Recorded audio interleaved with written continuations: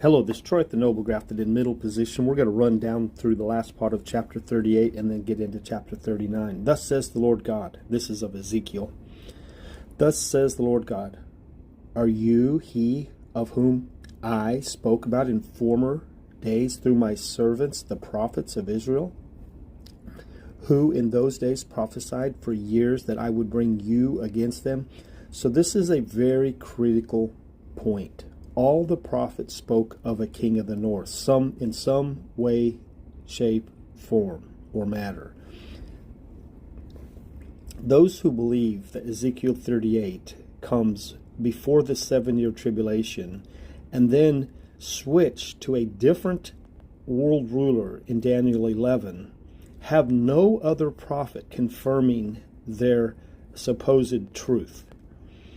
If God was going to send a different man of sin than the one in Ezekiel called Gog, then why can't we find even one hint of it in any of his prophets? Thus says the Lord God, are you he, Gog, he of whom I spoke in former days by my servants, the prophets of Israel? So yes, you can go anywhere you want in Isaiah, Malachi, Zechariah, any of the prophets, Joel, and you're going to learn about this guy, Gog.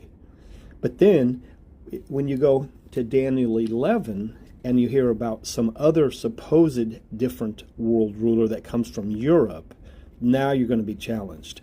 And the reason they say this is because none of these coalitions, none of these nations that are attached to Gog come from Europe.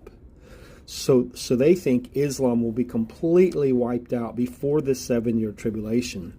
When all these people know who the Lord is, they know who the Lord is, they know who the Lord is after he acts, supposedly, and then just a short time later they're all deceived by this secular, probably gay world ruler from Europe. So you just have to be a little bit dishonest to push that narrative, or extremely deceived. Thus says the Lord God, are you he of whom I spoke in former days by my servants, the prophets of Israel, that I would bring you against them into the land of Israel? And you've roused my anger, for in my jealousy and in my blazing wrath I declare. And then he goes through and he talks about his presence. This is the parousia. This is the second coming. This is Christ on earth.